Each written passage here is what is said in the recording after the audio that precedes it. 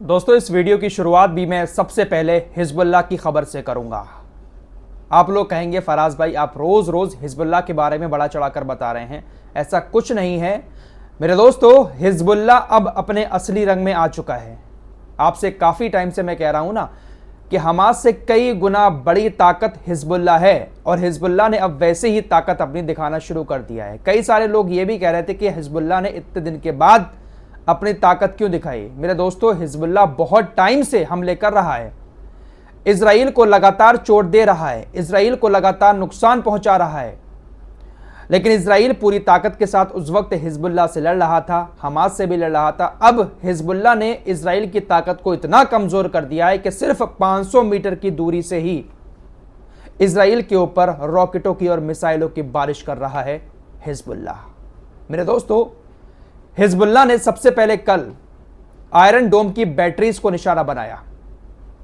Iron डोम की battery, जिससे iron डोम को एक्टिव किया जाता है, उन बैटरीज को निशाना बनाते हुए पहले उनको खत्म किया और उसके बाद सिर्फ 500 मीटर की दूरी से ही इजराइल के बॉर्डर के जस्ट थोड़ी सी दूर से ही हिजबुल्लाह अपनी मिसाइल और रॉकेट लॉन्च कर रहा है।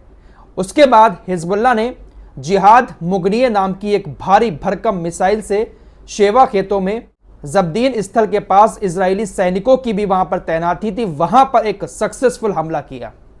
रिपोर्ट्स के मुताबिक आयरन डोम इंटरसेप्ट मिसाइल उन्हें रोकने में नाकाम रहा। तो आयरन डोम भी अब हिजबुल्लाह की मिसाइलों को, रॉकेटों को नहीं रोक पा रहा है। मेरे दोस्तों, कल भी मैंने आपको बताया था कि वहां के मेयर ने कहा कि सेना हमसे झूठ बोल रही है, सेना हमसे झूठ बोल रही है कि हमने हिजबुल्लाह को पीछे धकेल दिया है, लेकिन हिजबुल्लाह यहां पर तबाही मचाए हुए। हिजबुल्लाह कभी भी एक बहुत बड़ा हमला हमारी तरफ कर सकता है। हमले तो वो अभी भी कर रहा है, लेकिन एक ऐसा हमला कर सकता है जिससे आपदा आ सकती है। ये आपदा वाली बात इजराइल डिफेंस फोर्सेस के डिफेंस मिनिस्टर योब गैलेंट ने भी कही है। योब गैलेंट कहता है कि अगर आपके अधिकारी आपसे झूठ बोल रहे हैं तो ये एक आपदा है, और अगर आप जानते हैं कि हिजबुल्लाह आपकी सेना की स्थिति से, यानी जहां पर इजराइल की सेना मौजूद है, वहां से सिर्फ 500 मीटर से अपने रॉकेट लॉन्च कर रहा है और आप इसके बारे में झूठ बोलते हैं, तो ये और भी बड़ी आपदा है। हिजबुल्लाह ने इजराइल की सेना के, इजराइल के अधिकारियों के नाक में दम कर रखा है। इजराइल की सेना का असर हिजबुल्लाह के ऊपर बिल्कुल नहीं हो पा रहा है, तो इसलिए इजराइल के अधिकारी झूठ बोलते हैं। योब गैलेंट कह रहा है कि अगर आप झूठ बोलेंगे तो ये एक और बड़ी आपदा आ जाएगी, क्योंकि हिजबुल्लाह तो सिर्फ 500 मीटर की दूरी से मार रहा है हम लोगों को। कह सकते हैं कि अब इजराइल उस बॉर्डर पर अच्छे से फंसा है। हिजबुल्लाह ऐसा पहले भी कई बार कर चुका है। ड्रोन के जरिए पहले हिजबुल्लाह आयरन डोम की बैटरीज को निशाना बनाता है।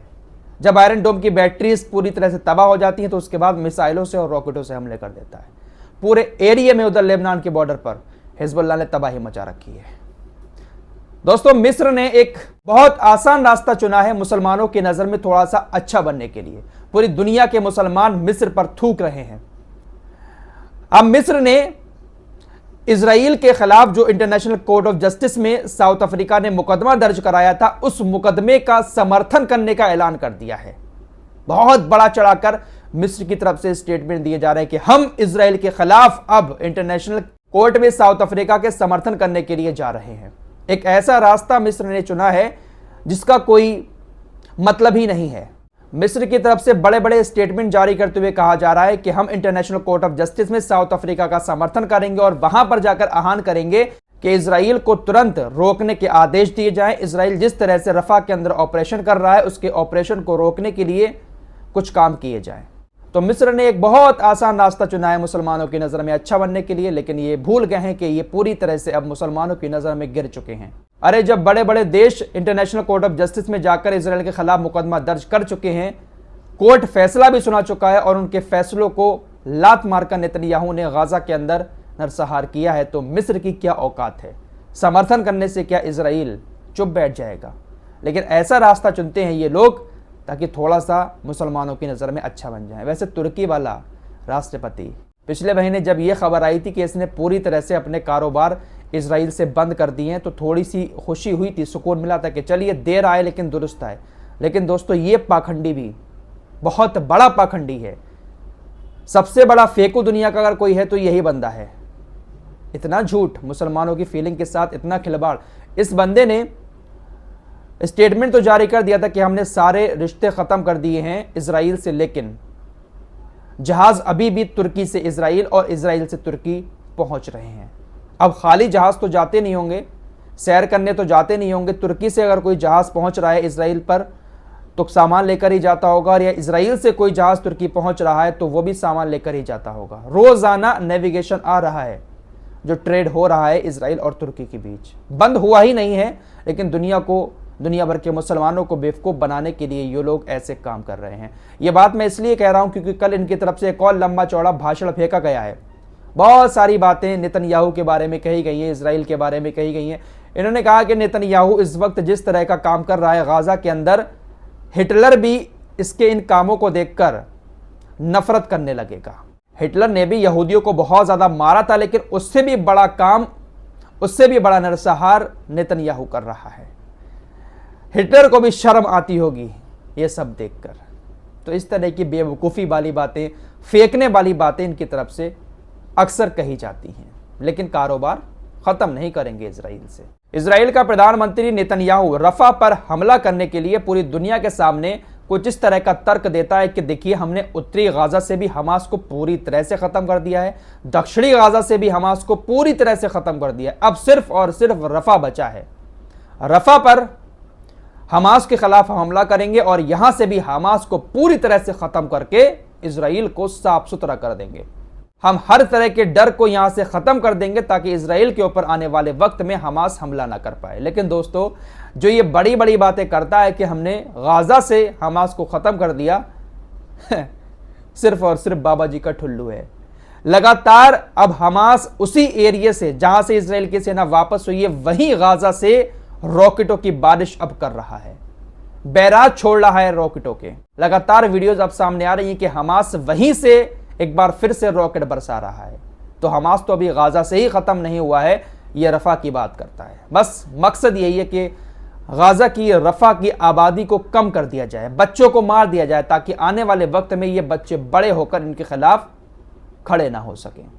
बस सिर्फ और सिर्फ यही मकसद है। बाकी इसको भी पता है कि अगर सीज फायर हो जाता है और हमें जीत नहीं मिलती है तो इसके ही देश में इसके लोग इसको जूते मार मार कर गंजा कर देंगे। 7 अक्टूबर से पहले पूरी दुनिया के अंदर जो एक बहुत बड़ा भौकाल था कि इजराइल की सेना से ज़्यादा ताकतवर, इजराइल की इंटेलिजेंस एजेंसी मोसाद से ज़्यादा इंटेलिजेंस एजेंसी दुनिया की कोई नहीं है। लेकिन दोस्तों, सिर्फ एक बंदे को ये लोग नहीं पकड़ पाए हैं और ना मार पाए हैं, यह सिनवार। गाजा के अंदर ये मुद्दा मौजूद है, लेकिन पूरी दुनिया की तमाम एजेंसीज मिलकर भी इस बंदे को नहीं ढूंढ पाई हैं। CIA, अमेरिका की एजेंसी ने कहा है कि देखिए, हमें ऐसे इनपुट मिले हैं और ऐसा लग रहा है कि यह सिनवार रफा के अंदर नहीं है, बल्कि वो अभी भी खान यूनिस के अंदर कहीं ना कहीं सुरंगों में छुपा हुआ है। अगर इजराइल रफा पर ऑपरेशन चलाकर उसको ख़त्म करने की कोशिश करेगा तो ये बिल्कुल बेकार है, क्योंकि सिनवार जो है वो अभी भी खान यूनिस के अंदर ही मौजूद है। तो एक बंदे को ये लोग नहीं पकड़ पाए, काहे कि दुनिया की नंबर 1 इंटेलिजेंस एजेंसी सबकी पोल खुल के रह गई है। मेरे दोस्तों, सिर्फ और सिर्फ दुनिया में, पूरी दुनिया की मीडिया ने ही इन जैसे देशों को इतनी बड़ी ताकत बना दिया था, इतना भौकाल इन जैसे देशों का पूरी दुनिया में बना दिया था। अमेरिका को लेकर अब ऐसी चर्चाएं हो रही हैं कि लाल सागर के अंदर एक छोटी सी सेना वाले देश यमन ने अमेरिका को जब घुटने टेकने पर मजबूर कर दिया, तो समुद्र के अंदर ईरान और वेनेजुएला के जो काफ़ी टाइम से अमेरिका तेल के जहाज अमेरिका जब्त करता चला आया है, अब आने वाले वक्त में ईरान और वेनेजुएला भी यमन को देखकर अमेरिका से नहीं दबेंगे।